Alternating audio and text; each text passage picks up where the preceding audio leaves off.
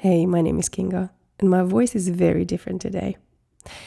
So is the format of the video, which is not even a real video, it's just an audio. We could call it a podcast. I don't know. I don't know how YouTube's algorithm is going to treat it. I don't know if you will like it. But right now, this is the only way that gives me ease to publish something on YouTube. And I made this commitment a few years ago when I started this channel. I made the commitment to myself that I am going to be consistent with this, because consistency is one of the most challenging things for me. I can't think of anything else apart from doing this YouTube channel that I have been consistent with throughout so many years. And when I say so many, it's, not that long, like, 4 years maybe. I started my YouTube channel exactly when I went through my divorce. And the reason I started my YouTube channel was to help me stay afloat, because I felt that I was going to spiral into this black hole and, fall into deep depression. And I needed things on the way to help me stay alive and to give me different tasks or set out different challenges throughout the week that once I would complete them, I would feel a bit more accomplished or successful or useful or more worthy to be alive. And that's why I started YouTube. I never had any desire to grow it big or to become famous or for people to recognize me or judge me by my appearance or any of that. And I'm still doing good on that front, because my channel is still relatively small, although when I talk about it, I don't like to call it small. And the reason is because a part of me knows that it is small, right? But I want to be very careful, and I suggest you do the same whenever you talk about something. You choose the words consciously. Like, if you want something to become something, then don't call it the opposite, because you create limitations. So instead of me saying my channel is small, I like to refer to it as it's a growing channel. So whenever I had to talk about me having a YouTube channel, I always say, I have a growing YouTube channel. Because this way, I give it more possibility for it to actually grow. I believe we create our reality through our choices. And when I say choices, I don't only mean choosing how we behave, what we do, but also choosing our words, because our words have amazing power. So I suggest you do the same. Try to be very conscious about what words you use. But I have to confess, I am aware that I'm still setting limitations to my YouTube channel. And the limitations are more energetic rather than verbal. So although I started to say growing YouTube channel instead of small YouTube channel, but I still have this energetic block, a mental block or energetic block that I have created. And I have noticed that actually not too long ago. And that is my fear. It's not that I don't want it to grow big. I think I have a deep inner fear of becoming, I wouldn't say famous, right? But I don't want to be known for a lot of people. I like to keep things private. Although if you watch any of my videos, you know I openly share so many things. I talk about very personal stuff as well. But I just don't want to have a lot of attention on me. I don't want people to judge me. And these deep-seated inner fears also limit the growth of my YouTube channel. So I've been observing myself and my growth, and I recently started to notice that I think I am slowly getting to the mental and emotional place where I will feel ready to put myself out, to be known, to be seen, to be heard, to be even judged, because I think that comes with it. And And once I get there mentally and energetically, I think that will open the doors to my YouTube channel. I just don't think I'm quite there yet. And the reason I know this, it's very interesting. So in the beginning, I only had like 10, 20 views per video. That was very comfortable. And so that was like, I don't know, 4 years ago when I started. And then up until 2 years ago, that's how it was. But I still had this consistency, like putting out videos twice a week. And back in the days, that's how frequent I was on YouTube. And 2 years ago, I published a video with the title 1 Week of Dispenza Abundance Meditation. And on the thumbnail, you can see I did the Dr. Joe Dispenza Abundance Meditation for a week, and this happened. So apparently, that thumbnail, that title, that image, that probably the time when I published it, I don't know, everything just came together and the algorithm loved it. It picked it up, and then within probably a week or two, it reached like 130,000 views, which is kind of like almost like a viral, for the level where I was at. And it brought amazing changes to my life. Because I created an abundance meditation in that video, I actually tell you that, yes, I was doing the abundance meditation from Dr. Joe Dispenza, but his voice during meditation didn't resonate with me. I love everything he does, the way he talks, and I love his lectures, his workshops, and everything. I adore him, but I just don't like his meditations. And that's okay. And so at one point I created my own abundance meditation, and I was openly sharing my experiences in this video, and apparently there are so many other people out there who feel the same way about his meditations. And those people were really eager to purchase this meditation from me. And it was available in my web shop, and within a few weeks 500 people downloaded the meditation. And that showed me amazing possibilities in the online or digital world. And it got me on a very different path. And so now I am a meditation creator. And still now, that particular video is still bringing me sales. People still find it, go to my webshop and buy that particular meditation. Although I have many other meditations, I even have a more, I think, even better updated version of the abundance meditation that I prefer much more myself. But where was I going with this? Oh, yeah. So at that point, I got this huge attention, right? Not just that video, but my whole channel, and then my web shop, my website. People started to reach out. People were trying to add me as a friend on Facebook, which kind of scared me after a while, because I'm like, why would you add me as a friend when we've never met? And I had to reject all the friend requests. I just don't do that. And I'm very private when it comes to Facebook and stuff. And I got like thousands of likes and hundreds of very supporting, positive comments under that video. I think maybe I got like 2 negative ones, right? But this is crazy that you just get 1 or 2 negatives and they seem to have more power over you than the 500 kind and warm and loving ones. At least for me, that's how it was. And I think for many of us, we are a bit more sensitive to criticism.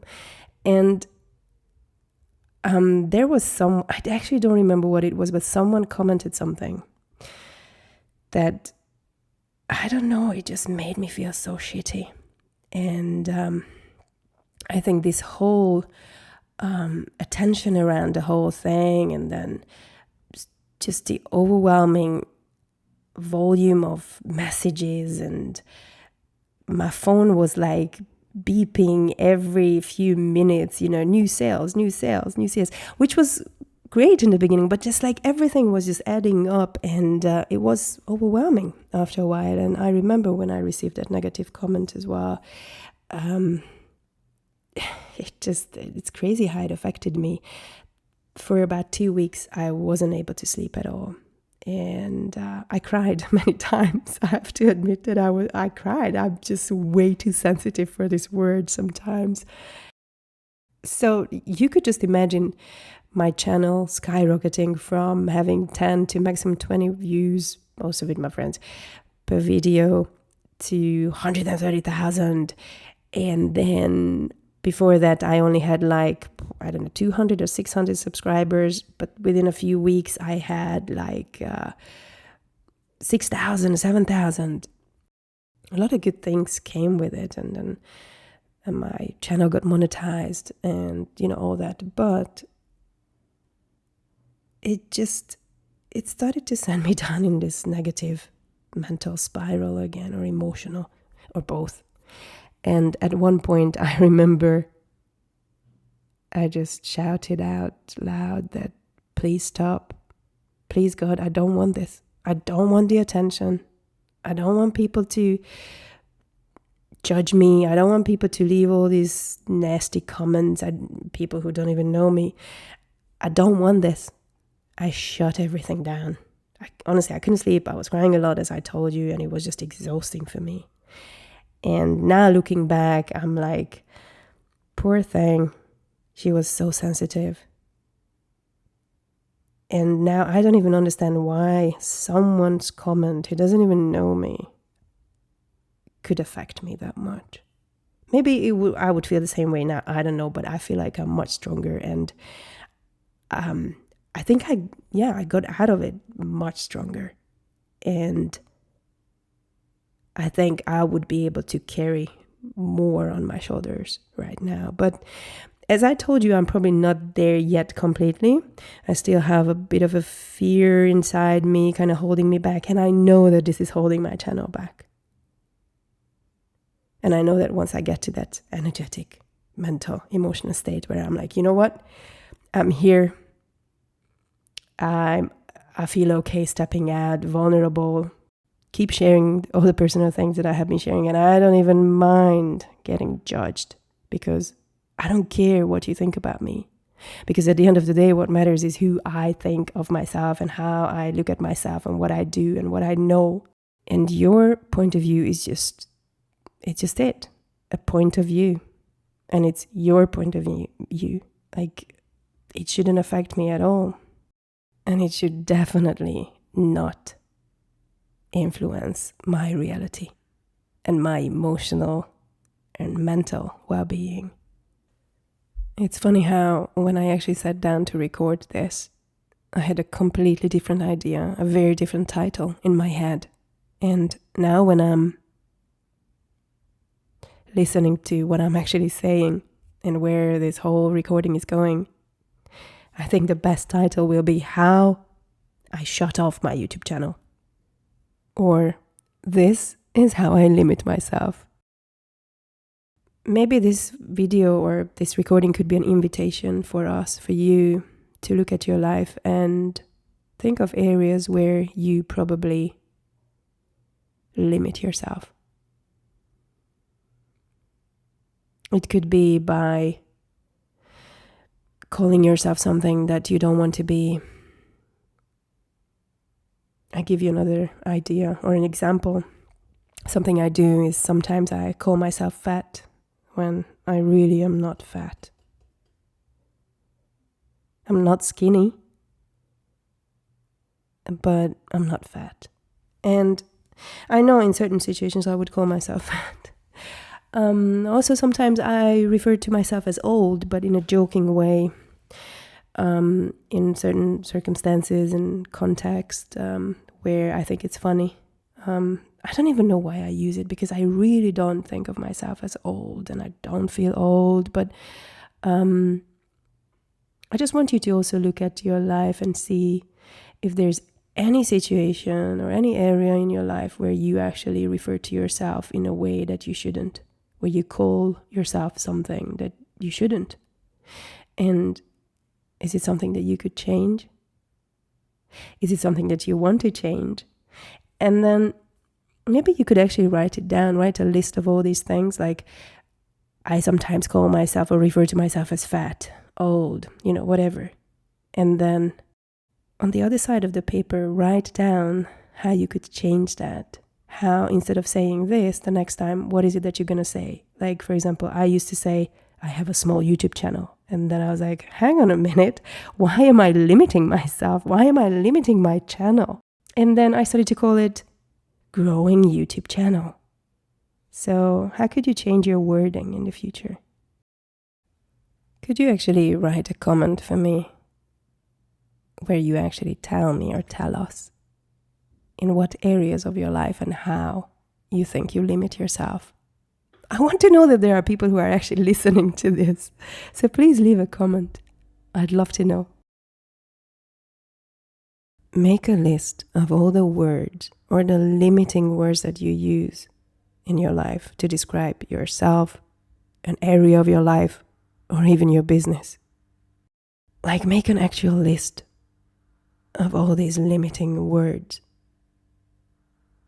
And then think about them creating these energy blockages around you. They are creating these energetic density and limitation. And imagine that all these energetic blockages actually build up this energetic wall around you.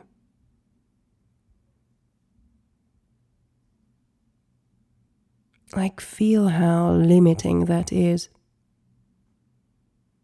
Because it is keeping out all the possibilities for things to be different. Because you have already decided that you are this and that, your business is this and that. So you're taking away the possibilities for you or your business to be something completely different. So how about kind of seeing it with your mind's eye, that you have these energetic wall, these blockages, these limitations around you, and just take a deep breath in. Let these walls even emerge higher up. And if you are willing to let it go, just breathe out and let this whole shit go. Like, let your walls crumble. Take another deep breath in. And with your exhale, you're going to release all these blockages. Do you feel any lighter?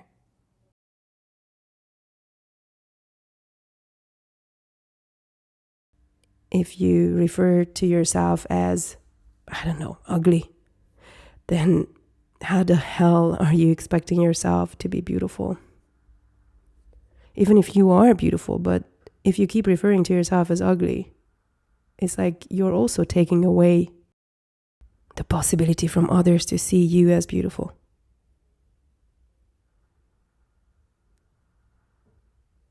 I remember when I was young and I was observing all the other girls in school, and I noticed that there was one particular girl, and I don't think she was particularly good looking, or like, she wasn't bad looking either, but she wasn't like that special, beautiful person. She was sweet, but she was quite average looking. Yet I noticed that all the boys looked at her as she was very beautiful. It's because of the way she carried herself. And I think whatever we think of ourselves will determine how we carry ourselves. And how we carry ourselves, whatever we send out energetically about who we think we are, is how people are going to perceive us. And I think it's true for so many things, not just the way we look, obviously.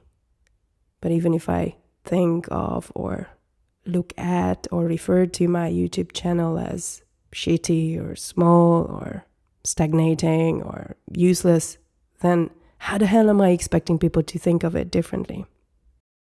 So I think first, have a clear intention of what you want yourself to be, what you want that particular area of your life to be like, and change your wording, change your narrative, and see how people will respond to it or to you differently. Dare to choose different. Dare to choose what you truly want. Maybe first you need to sit down with yourself and really think about it. What is it that you truly want? But I tell you another secret when it comes to desires, right? For the first few years, let's say up until about a year ago, in all my videos, I was talking about manifesting this and that and using visualization and visualization meditations to do that. And it works every freaking time. The technique works. I have manifested so many things just by visualizing it, being consistent about it. But then I had to actually understand that when I visualize something, it is also a limitation. So for example, there was a time when I wanted to have my own ceramic studio, and I visualized it down to every detail, and within 6 months I got the ceramic studio in Stockholm. A little background story is I had nothing to do with ceramics before that, and I had zero experience, right? But everything came together. Also, I didn't have the money, and it's very expensive in Stockholm to buy the right to rent a commercial space. I had zero money, at least not for this, right? I got it for free. I got a ceramic studio for free that was already equipped with everything. Also like a 300-liter ceramic kiln for firings and 200 kilo clay and glazes and everything. I just had to renovate it. Obviously, I did end up spending money on the renovation, but it was still nowhere near the money that I should have normally paid for such a place. That was probably the most extreme thing that I manifested through visualization. So the technique works, okay? You could actually live your life like this, like you always come up with an idea, you visualize it for a few weeks or months, and then it comes true, and then I have to be honest with you, after a few years, I wasn't enjoying it. Although everything looked exactly how I wanted. I don't know if where I failed was that I stopped visualizing, like I wasn't visualizing the future of this ceramic studio and the business. I was just focusing on that I want a ceramic studio and this is what it should look like. And then I got the studio and that's what it looked like. So I don't know that that's where I kind of failed myself, or the fact that maybe I got what I wanted and that just satisfied my desires, because that's how far my desires went, right? Maybe I could have set up another visualization kind of plan for the future of this business, but I didn't get that far. Basically, where I'm trying to get to is you can live like that, but it has its own limitations, because you can only create, you can only visualize from what you know at this point in your life, what you have seen up until now, right? But what if you could create something even bigger, better, crazier, more satisfying, more amazing? If you haven't seen it yet, you probably won't be able to imagine. You don't even know that such things exist. Like things that you don't even know about that exist, you cannot think about and you cannot desire and you cannot visualize. So about a year ago, I started to use a different technique, and this is what I like to go with now. Asking open-ended questions. So instead of me coming up with an idea of what I desire, I mean, I still do that, right? Because there are certain situations where you really want something and that's what you want and you just really need that particular thing. But now I leave more space. Like if I wanted my ceramic studio now, I wouldn't go down to all the details, what it looks like, how big is it, and what's happening in there, and all the colors and everything, and who I'm doing it with, and how, I would just say, where can I have a ceramic studio? Which ceramic studio would satisfy all my needs? What does my ideal ceramic studio look like? And where is it located? And how can I get it? How can I get it for free? And then maybe I could be surprised by a ceramic studio that is just, wow. It is way more than what I could imagine at this point in my life. And it would truly be my dream ceramic studio. I started to do the same thing when it comes to relationships. I actually got to a point in my life this year where I was single and I love being by myself. Okay, I'm an introvert. I love spending time just in my head. There's no one around, just me. It's a fun place. I love it. I'm quite entertaining for myself. And I remember I was sitting at my kitchen table and even said, I'm so happy. I love being alone. I just love that I don't need to tell anyone where am I going to, what time I get home. I can just pack my luggages, travel anywhere, get home. I love the whole freedom aspect of it. But then after a while, I was going with the question, who is the person I could be the happiest with, and who is the person who could be the happiest with me? Because up until then, I always had a very clear idea of the person, especially the way he looks or he should look, the person I would date.